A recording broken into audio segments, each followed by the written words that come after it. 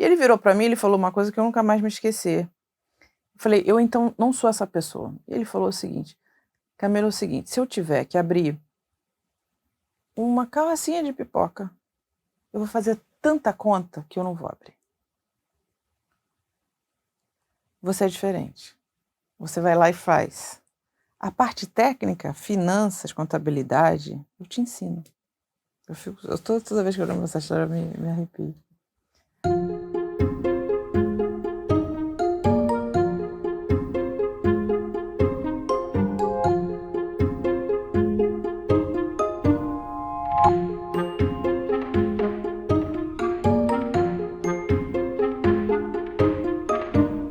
Olá a todos, eu sou Ivan Padilla e este é o Limonada, uma série de videocasts com empreendedores brasileiros, um projeto da Oficina Reserva com a Exame. Hoje quem está aqui é a investidora Camila Farani. Camila, muito obrigado pela sua presença aqui no estúdio da Exame, muito bem-vinda. Ivan, estou super feliz de estar aqui, obrigada por fazer parte dessa parceria maravilhosa. Prazer é todo nosso, vamos lá. Camila, queria começar do começo. Perguntar eu li que sua carreira de empreendedora começou quando você foi ajudar sua mãe numa tabacaria. Como é que foi essa história? É exatamente assim, né? Eu comecei a trabalhar por livre e espontânea pressão, aos 16 anos, né? Então não tem aquela história, não, olha, uma geniazinha foi com 16, foi nada disso, eu queria sair, ela falou, vem trabalhar porque eu não tenho dinheiro para pagar, enfim, colaborador. E numa charutaria, na época, porque tinha aquele movimento do boom de charuto, né? Eu tenho um tio, irmão da minha mãe, que ele tinha virado emergente. No Rio tem muito esse termo, né? Então, saiu ali, enfim, né? De uma classe média um pouco mais baixa, foi crescendo na vida e começou a fumar muito charuto. E minha mãe não entendia nada de charuto, mas, enfim, ela começou a empreender por sobrevivência, né? Ou ela abre um negócio com um pouco dinheiro que o meu pai deixou, ou ela não ia ter dinheiro para, enfim, botar comida em casa, né? Então eu comecei a trabalhar com ela aos 16 anos. E logo depois eu entrei na faculdade de Direito, né? Então eu sou advogada de formação. Sim. Meio sem saber o que eu queria fazer.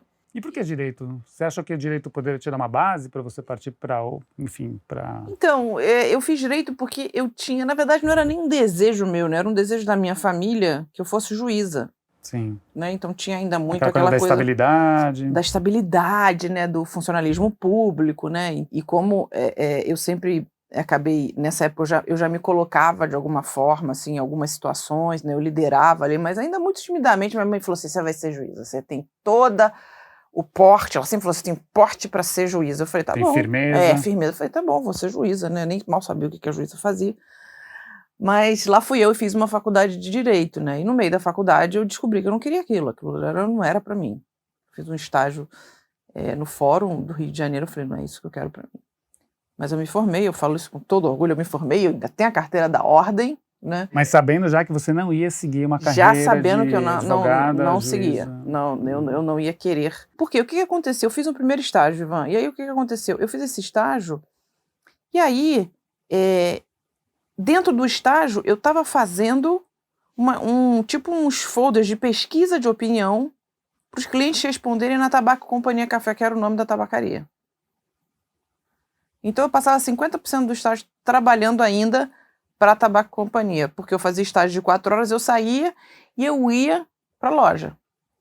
E assim foi, né? Em um determinado momento, eu com 19 para 20 anos, eu estava indo de ônibus, né, para a faculdade. E aí eu comecei a ver um boom de café gelado, né? Então você imagina a Starbucks crescendo muito. E é interessante a gente falar isso no momento da Starbucks agora, né? Porque a Starbucks lá fora, ela estava crescendo muito. Ela abria uma loja a cada 4 horas. Então era um big case. Na verdade, continua sendo um grande case, né? E eu era muito apaixonada por aquele modelo. Então, eu estava vindo, e aí já tinham algumas cafeterias no Rio de Janeiro colocando ali, muito timidamente também, café gelado. E as pessoas consumindo. Falei, mãe, vamos colocar café gelado aqui. E a mãe falou assim, claro que não. Nosso negócio não é esse, né? Camila, você quer colocar café gelado no inverno? Se bem que o inverno é de Rio de Janeiro, né? Também não é aquele inverno. Mas você imagina, ela virou e falou assim, imagina, Camila, a gente mal vende café quente, você quer vender café gelado? Falei o seguinte, deixa eu botar 3 amigas minhas aqui, a gente começou a fazer coquetelaria na frente dos clientes.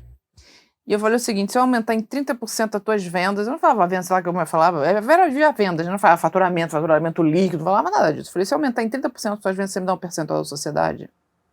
Não. Você não vai conseguir. Foi tudo bem, enfim.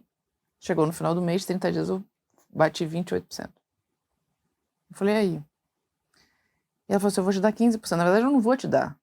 Você mereceu, porque foi o primeiro aumento percentual e nominal ao longo de 4 anos de história. Sim. E esse foi o meu grande gatilho que me fez entender que eu podia fazer acontecer de alguma forma. Foi o meu grande gatilho empreendedor. Aí você se forma em Direito, ainda trabalhando na tabacaria com a sua mãe. Ainda Foi trabalhando. Isso? Tá. Eu me formo em Direito, ainda trabalhando, mas eu já era sócia. Ah, já melhorou seu status ali. Já melhorou. É. E aí, eu com 15%, o negócio ele passou a ser um negócio muito lucrativo. A gente passou a ter demanda reprimida, porque, veja, a gente era uma operação de 25 metros quadrados, no edifício Avenida Central, no coração do centro do Rio de Janeiro, onde tinha uma circulação de 120 mil pessoas por dia. Então, o que aconteceu? As pessoas elas começaram a ter aquele hábito muito forte de tomar café. Então, olha, eu tinha 2 produtos, um com um ticket médio mais baixo, mas eu tinha uma margem muito grande, e um outro que tinha um ticket médio altíssimo, que era o charuto. Então, uma caixa de charuto, na época, custava os seus R$3.500. Se você traz isso a valor presente hoje, imagina, eu estou falando de 20 anos, estou falando de praticamente quase 22 anos atrás. Então, a combinação era muito boa. Então, o resultado líquido era muito bom. Então, você imagina, eu com 21 anos, né, tendo um percentual de 15%, né, que eu ganhava dividendos na época, né, imagina. Então, eu comecei a entender o seguinte, bom, se eu estou ganhando agora minimamente um dinheirinho, como é que eu faço para multiplicar ele? Ao invés de sair gastando por aí, comprando um carrão e, putz, não adianta você pode ganhar R$1 milhão, se você gasta 1.200.000, você vai continuar no lugar que você está. Na verdade, você vai se endividar, a verdade é essa. E aí, o que aconteceu? Eu comecei a colocar o dinheiro e abrir novas operações da Tabaco e Companhia Café. Na verdade, saiu Companhia, virou só Tabaco Café. Pelo Rio de Janeiro. Sendo Rio de Janeiro. Uhum. Então, abri a segunda, abri a terceira, abri a quarta. E em um determinado momento eu comecei a ter uma demanda por alimentação saudável. Ah, olha. Mas as pessoas pediam, mas elas não comiam dentro da Tabaco Café. Por quê? Porque ainda se permitia fumar e fumavam charuto. Mesmo que eu tinha exaustão de centro cirúrgico hospitalar. E aí o que aconteceu? Eu falei, puxa, as pessoas pedem, mas elas não querem. E esse pedido começou a aumentar, porque não era só uma pessoa, eram várias pessoas. Eu falei, mãe, é o seguinte, ó, vamos abrir aqui agora um restaurante de alimentação saudável, vai ser a tua aposentadoria. Por quê? Porque o foco da minha mãe era ter ali o dinheirinho dela para aposentadoria. E ela falou, Camila, eu não aguento essa tua cabeça. Eu não sei de onde vem tanta ideia. Por mim, eu estava feliz ali com a minha primeira loja. Não vou ser sócia. Eu virei pro meu irmão e falei, você quer? Ele falou assim, não. E naquele momento eu peguei todo o dinheiro que eu tinha juntado a minha vida inteira, eu tinha 27 anos, 280 mil, e eu abri a Farane Deli Café. Eu sempre fui péssima de nome, entendeu? Eu tenho que aprender muito ainda com o Rony sobre branding. Imagina, Farane Deli Café. O que é uma Deli Café? Ninguém sabe, nem até hoje ninguém sabe, nem eu. Mas soa bem, enfim, né? Né? É. Você gostou? Mas Gostei. ela era branca e lilás. Um Entendi. restaurante de alimentação saudável, ou seja, tudo desconexo. E aí o que aconteceu? Putz, botei todo o dinheiro da minha vida. Em um determinado momento, no primeiro mês eu não vendi quase nada. Eu estava numa praça de alimentação, todos os outros restaurantes cheios e o meu não. E com bom produto? O produto, ele era um produto bom, mas ele era um produto take away. Eu tinha acabado de ver, tudo pela internet, lá fora já começava a ter um movimento muito forte daquele do grab and go, pega e vai embora, pega e vai embora. Só que o brasileiro, culturalmente, não queria isso. Ele gosta de participar do processo de criação do seu prato. Isso combina com os Estados Unidos, né? Aquela correria, aquele modo de vida. Exatamente. Que não era brasileiro, mas carioca muito menos. Então, dos 3 primeiros meses, eu não vendi absolutamente nada. Então, eu falei, eu sou uma fracassada. Imagina. Meu dinheiro vai embora. Meu dinheiro foi embora, eu não sou empresária de nada, né? Então, vem todos aqueles medos lá de trás, todas as frustrações. síndrome da impostora lá em cima. Eu falei, você chegou longe demais, ó. Quis dar um salto, quis dar um passo. E minha mãe sempre falou, né? Você quer dar um passo além, que não sei o quê, etc e tal. Porque no final ela tinha muito medo, né? E o pouco que eu tinha ali eram quem? As minhas clientes. Então eu tinha 75% do meu público era feminino. E foram elas que começaram a me dar os feedbacks. Eu falei, vocês vêm aqui, almoçam 3 vezes na semana, de graça, mas eu preciso ouvir o que está acontecendo. Sejam sinceras. Então veio. A gente não quer comer comida takeaway, porque a salada já vinha pronta, o sanduíche já estava pronto. Ela falou, a gente não quer comer comida takeaway. Uma loja branca e lilás, as pessoas entravam e falavam assim, você tem sorvete? E aquilo me matava. O branco, o que ele denota? Ele denota o quê? Ele denota, de uma certa forma, saúde. Mas o restaurante, ele precisa ser warm, né? Ele precisa ter aconchego. E no final das contas, ninguém entendia o que era aquele conceito. Então, o que eu fiz? Eu reposicionei a marca, passou a se chamar Farane Fresh Food, um fast food saudável. Isso foi um pouquinho melhor.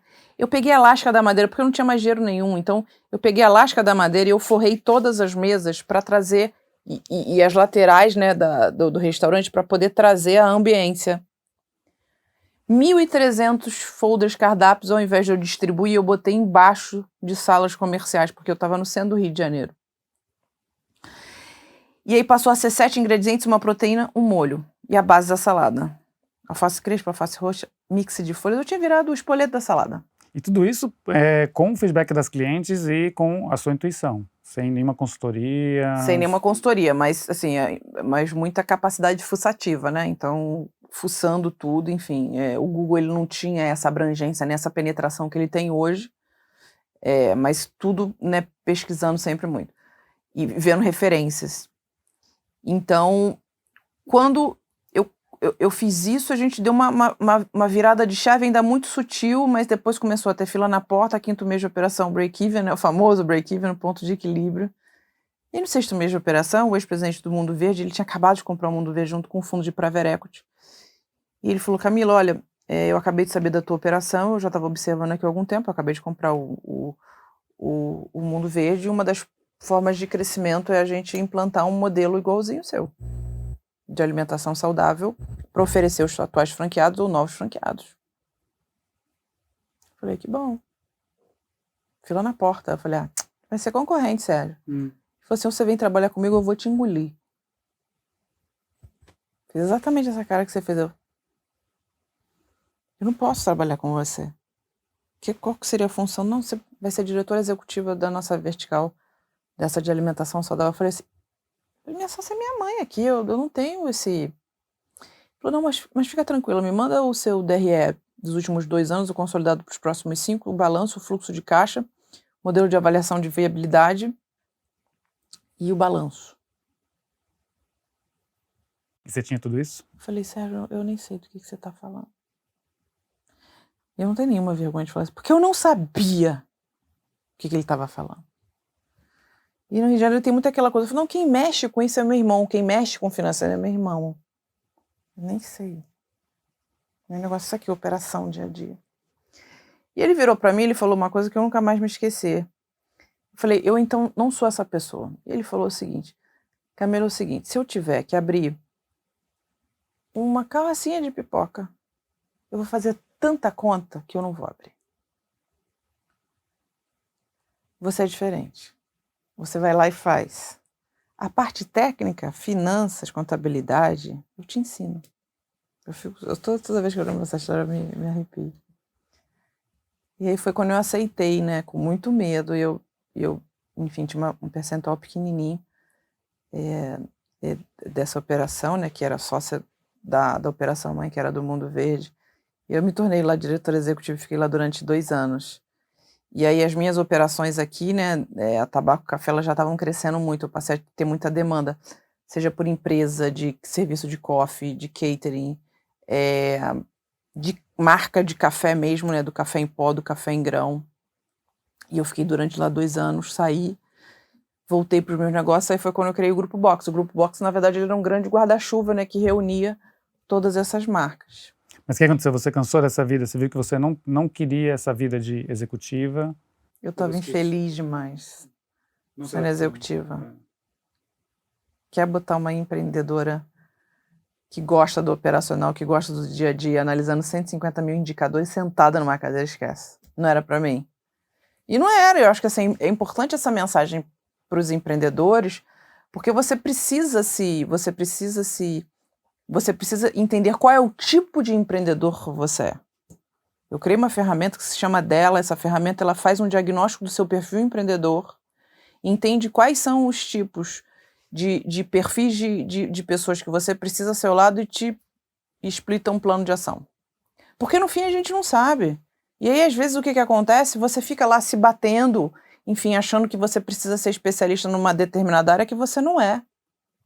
Então eu achava que eu teria que ser a empreendedora do negócio próprio, ou seja, putz, vou lá, monto um negócio, sou sócia e esse negócio vai explodir, crescer e eu vou ficar aqui 25 anos com ele. Eu não sou essa pessoa. Naquele momento, eu já gostava de olhar outras coisas, mas até então eu não sabia quem eu era. Eu achava, inclusive, que eu era uma pessoa estranha. Sou uma pessoa estranha, porque minhas amigas todas, enfim, advogadas, e eu lá querendo abrir negócio, obcecada, obsessiva por negócio. E pela variedade, né? Pelo que você diz, né? E pela variedade. Não querer focar só num nicho, num segmento. Pela variedade. Aí começava, você é desfocada, você é isso, você é lunática, etc e tal. Foi quando eu comecei a entender, né? Então eu pedi para sair do mundo verde, muito triste, porque eu falei, isso aqui não é para mim, não é isso que eu quero, né? Mas todo mundo falou, você é maluca.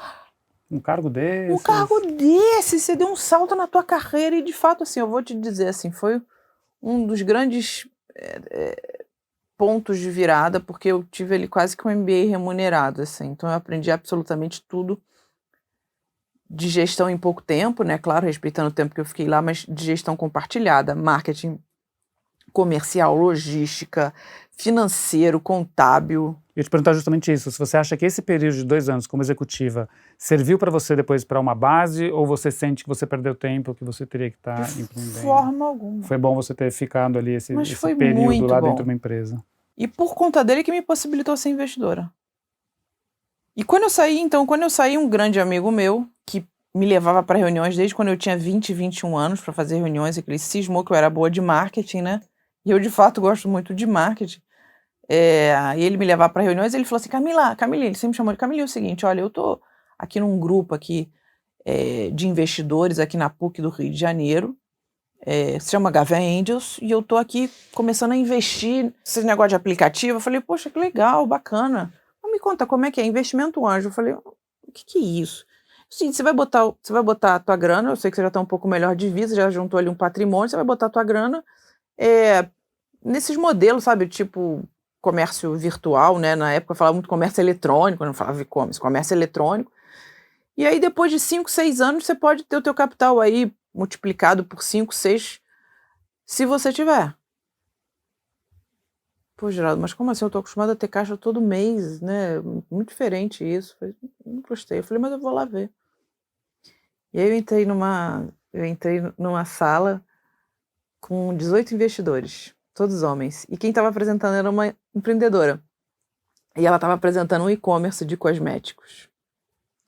E eu fiquei fascinada. Falei, gente, o que é isso? Tem vida. Fascinada pelo negócio ou pelo modelo? Eu fiquei fascinada pelo ambiente, eu fiquei fascinada pela diversidade de opiniões, eu fiquei fascinada pela inteligência, eu fiquei fascinada pela empreendedora me apresentar um comércio eletrônico de cosméticos. Eu falei, gente, primeiro eu falei, tem vida fora da alimentação, porque eu até então só conhecia isso, né? Café, tabaco e salada. Salada. Entendeu? E alface roxa. Então, assim, era muito aquilo que eu conhecia. E eu fiquei fascinada, eu falei assim, comecei a me encontrar. Falei, eu acho que é isso que eu quero fazer, mas até então, ainda um pouco na dúvida, e me apaixonei. E eu entrei, de fato, como investidora associada no Gavin Angels, fiquei lá como investidora associada durante 3 anos, no ano seguinte eu assumi a vice-presidência e no outro ano eu assumi a presidência. Rápido assim? Foi rápido, né? A partir daí, o que começou a fazer diferença para você? Assim, o que o negócio precisa ter para te chamar a atenção? Hoje é muito mais fácil, né? Hoje com a sua experiência toda, né? Mas o que você começou a perceber que poderia ser diferente num negócio? Então, 3 aspectos. Assim, primeiro, o modelo de negócio. Sabe aquela coisa assim, putz, eu adorei aquilo ali. Mas você tem que gostar daquilo ali. Você tem que gostar do problema que ele resolve. Segundo, as pessoas que estão à frente. Faz muita diferença, né? Muito. Na verdade, assim, faz toda a diferença. Eu estou elencando aqui primeiro, mas não tem ordem de... né? E o terceiro, obviamente, é assim, as expectativas de saída, ou seja, tem compradores para essa solução. Você não precisa ter todas as respostas, mas pelo menos o caminho para elas. Ou seja, putz, as empresas que estão lá na Fortune 500, elas... quais são as empresas que elas estão comprando, quais são os segmentos, ou seja, o mercado é grande o suficiente para que faça sentido eu colocar meu dinheiro e eu consiga ter compradores ou compradores estratégicos. E é fácil você identificar um bom negócio que não tenha, em que você não seja o público exatamente, porque até então, começo, né, você estava trabalhando com sua mãe, mas você viu uma oportunidade de café gelado, você entrou em alimentação saudável, viu cosmético, imagino que tudo isso ali seja um assunto do seu interesse. Mas dá para você avaliar um segmento em que você não tem menor afinidade? Não. No início, não.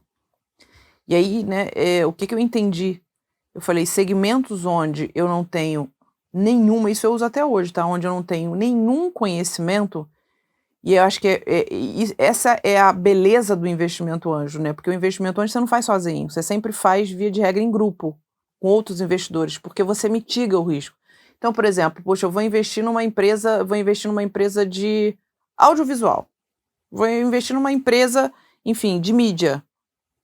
Hoje eu até entendo um pouco, mas se fosse lá atrás, eu falei, eu preciso ter um investidor aqui que entenda minimamente. Então você ter confiança nesse investidor E você também. ter confiança nesse investidor. Porque se ele valida, eu já estou aí com 50% do caminho andado. Porque imagina, né? Se ele conhece, ele é investidor, putz, se ele está colocando a grana dele, ele está botando em risco. Sim. Mas ainda assim eu entendi que existiam mercados onde eu poderia me especializar e outros mercados que eu não queria. Então tem mercado assim que para mim ele vai passar longe, assim, porque eu não tenho o menor interesse. Pode falar assim, puxa, olha, Camila, não tem interesse. Então ainda assim tem que ter uma chama ali acesa daquilo ali. E que mercado você começou a se interessar? Obviamente a alimentação já era um mercado que eu me interessava bastante. Educação. Então, Edutex eu já comecei ali a gostar, porque naquele momento eu já tinha sido convidada para dar aula, para pós-graduação. Fintech, eu comecei a me interessar bastante. Software as a Service, muito. E e-commerce, né? Porque o e-commerce ele era uma coisa muito palatável, né? Muito tangível. E-commerce é uma coisa que todo mundo é usuário, todo mundo é consumidor. É verdade. Né? Então foram os mercados onde eu comecei ali a namorar um pouco. Putz, né, assim, marketplaces, porque o marketplace, você imagina, você tem marketplace de um monte de coisa, né? Você tem software as a service de um monte de coisa. Então, mas o que era mais importante, a minha métrica era, precisa ter receita recorrente. Quando você fala das pessoas, que as pessoas fazem muita diferença, obviamente, enfim, seus outros investidores, você falou agora, né, da confiança que a gente precisa ter em outros investidores, mas quando alguém te apresenta um negócio, assim, você consegue ter, porque por mais você vai ter uma série de reuniões com essa pessoa, vai pegar referências, mas você consegue saber exatamente ali, você tem esse feeling ali de quem são as pessoas à frente dos negócios? Hoje sim, mas o feeling ele nada mais é do que a reunião de todas as suas experiências e fracassos que você teve na vida. Sabe aquela coisa que você fala assim, putz, mas falou uma coisa ali que... Sou estranho. Sou estranho. Mas aí o que eu faço? Como a minha opinião ela não pode ser, eu não posso ser a dona da verdade, eu não sou a dona da verdade, o que eu faço? Eu coloco alguns outros sócios para poderem ouvir e poderem realmente validar ali, enfim, testar e por aí vai. Mas muita coisa você consegue, igual aqui numa entrevista, né? Muita coisa você consegue pescar só fazendo perguntas, as perguntas certas. Sim. E você já errou feio na avaliação aí de um negócio? Mas muito. Muito. No Shark Tank eu errei, nas primeiras temporadas eu errava muito. Porque imagina, você pega um empreendedor ou uma empreendedora que tem uma boa retórica, uma boa persuasão. Certo? A pessoa fala bem pra caramba. Isso aqui vende até pedra. Ok, vai fazer a gestão. Vai fazer o crescimento acelerado. Vai lidar com a pressão do dia a dia de investidores, construir time, lidar com pessoas, gente, financeiro, 360 graus. Então é uma outra história. Aqui a gente está falando muito de reinvenção, né? Então a gente passou por um pedaço da sua trajetória, de como você também foi se reinventando, mas como investidora, você dá muita oportunidade para as pessoas se reinventarem. E eu imagino que isso seja também uma grande responsabilidade, porque você está escolhendo um negócio no lugar de outro, enfim. Você sente isso ali, assim? Você sente ali, enfim, parte ali tomando as dores do empreendedor, enfim, como é que fica essa sua... Na hora de você dormir, assim, poxa, eu escolhi certo uma pessoa ali, acho que vai fazer muita diferença para a vida dessa e para outra não? Assim, eu acho que o grande poder da vida são as decisões difíceis, né? Então, as decisões difíceis, elas foram me ditando aonde eu queria chegar. Foram muito mais sobre os nãos do que sobre os sims. Porque, no fim, quando você investe numa empresa, no empreendedor, você está investindo no sonho dele, é a vida dele ali em jogo. Tudo. Mas, às vezes, é a vida dele, é a vida da família, é a vida do sócio, é a vida de quem trabalha. Então, tem uma responsabilidade muito grande. Uma responsabilidade imensa. Mas eu não posso dizer que eu sou uma pedra que eu não fico com dó, às vezes, de quando eu não... Então, né, por exemplo, assim, dentro das minhas escolas de negócios digitais, assim, e tem algumas que apresentam pitch, né? Eu fico querendo investir em tudo. Mas em tudo. Mas não tem como. Porque aí eu preciso trazer a racionalidade e não só a subjetividade / emoção, porque, no fim, eu me transporto para a Camila de 20 anos, de quando eu comecei. Você se imagina lá. Eu me imagino. Então eu fiquei muito conhecida como a Shark Chorona, né? Porque entrava aquele empreendedor lá e ele começava a contar a história dele e quando eu vi, eu já estava ali, apaixonada por ele. Eu falei, ferrou, mas eu preciso focar nos números dele para entender, porque você imagina, porque você não pode, né, ter, enfim, Mas depois que eu li Kahneman, não sei se você leu Rápido e Devagar, que ele fala sobre o processo, né, as decisões, principalmente as decisões de investimento, são decisões muito mais emocionais do que racionais. Eu fiquei um pouco mais tranquila. Tá tudo bem, né? Posso chorar um pouco. Não, ele ganhou o Nobel de Economia, eu falei, eu tô tranquila, sabe? Por falar em Shark Tank, eu queria te perguntar como é que foi essa experiência, porque assim, acho que para muito além, né, das oportunidades que o programa acaba dando, mas você mostra, enfim, para muito mais gente, enfim, as possibilidades, enfim, né, caminhos para as pessoas, você acho que desperta um pouco, ou canaliza essa veia empreendedora das pessoas ali. Como é que foi participar do programa e qual foi a resposta que você teve? Olha, eu participei do programa desde a concepção, né? Então eu comecei lá na primeira temporada e eu tava de coque, né? Então essa história é muito boa porque o coque era para me dar um pouco mais, para eu parecer um pouco mais velha, né? Que até então eu era uma das Sharks mais novas do mundo, né? Então tinha aquela coisa, tem que passar seriedade, aquela coisa. E o Shark Tank, ele era uma incógnita, apesar dele ser um sucesso norte-americano e em alguns outros países, né? Ele no Brasil ele seria uma incógnita, né? E eu entrei ali na primeira temporada, mal achando que eu ia para a segunda, e eu fiz 6 temporadas. Então, o que o Shark Tank fez, ele ampliou a minha missão de vida, que começou lá atrás, no café gelado, que é de fato transformar a vida das pessoas, e a minha ferramenta é o empreendedorismo. Então, o Shark Tank, o que ele fez foi, ele pegou e ele falou assim, ok, agora eu vou conseguir falar para mais pessoas. Mas foi uma grande escola de negociação. Assim, foi uma grande experiência estar ali negociando com outros Sharks. Eu me lembro a primeira vez que eu olhei, eu falei, João Apolinário, Chiba. Eu lembrei que eu copiava tudo do Shining Box, essa coisa do folder cardápio. Era o Shining Box, na época eu fazia muito. Eu fui lá e fiz, eu falei, vou fazer igual, vou botar as fotinhos aqui. E botava aquele imã, lembra que botava aquele imã? Sim. Eu vou fazer igual. Então ele era nos meus ídolos, e eu. E eu falei assim, caramba, essa cadeira acho que é grande demais pra mim. Falei, né? E tinha uma coisa muito peculiar, que como eu era a única de tecnologia, eu naturalmente, por premissa, eu invisto para ser minoritária. Porque senão eu comprometo as rodadas futuras do negócio. Então, assim, era uma coisa que eles me olhavam e falavam assim, quem é essa daí? Putz, que a gente mal conhece, tecnologia isso não serve para nada. Ainda vem aqui e pede menos, todo mundo vai querer fechar com ela. E ainda chora, né? Ainda chora, pô, ainda vem aqui chorar, pelo amor de Deus. Mas o Shark Tank, assim, ele é o meu, ele sempre, assim, dizem que assim, quando você faz, você nunca sai do programa, né? Ele nunca saiu de mim, né? Nunca saiu de mim. Você continua assistindo? Continuo assistindo, enfim, são todos meus amigos. Imagina, eu sou muito amiga do Caíto, de todos. Esses dias mesmo eu falei com o João Apolinário. E a gente tem negócios fora do Shark Tank, né? Isso ajudou, assim, existe muito um mito do empreendedorismo, de as pessoas acharem que, eu vou abrir meu negócio, eu não vou ter chefe, vou talvez trabalhar bastante, mas vou ficar rico. Como é que fica assim também? E acho que o Shark Tank também ajudou a trazer visibilidade, mas também mostrar um pouco ali alguns processos, enfim.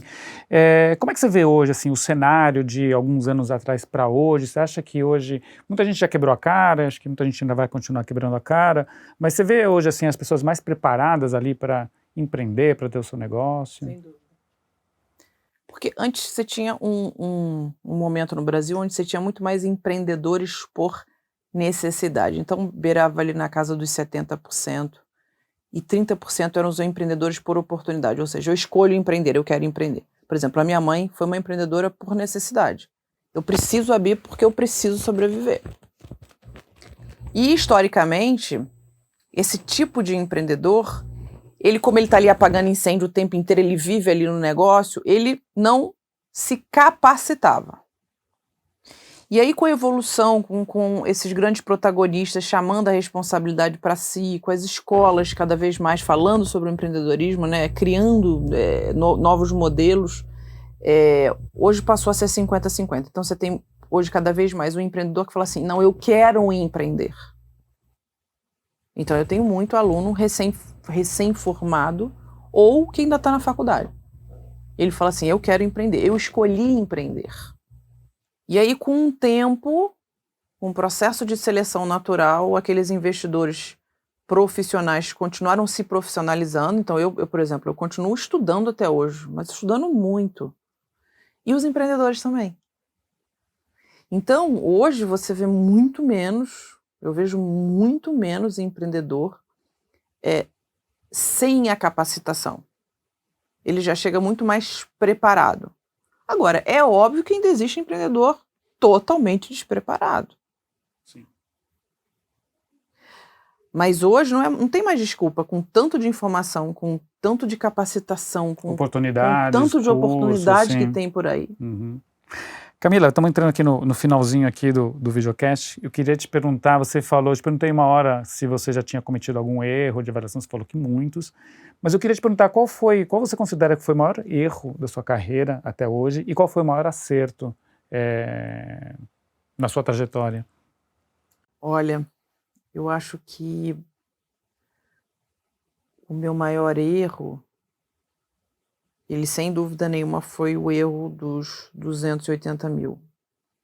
Porque ali naquele momento eu falei, eu quebrei, eu tô falida, mas eu não me atentei a uma coisa muito importante. Eu criei um negócio para mim, de acordo com meus gostos. Esse é o pior erro que um empreendedor pode ter.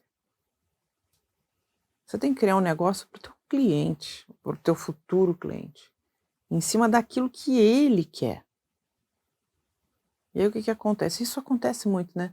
Você vai lá, muitas vezes você, vou criar, lá gasta um dinheirão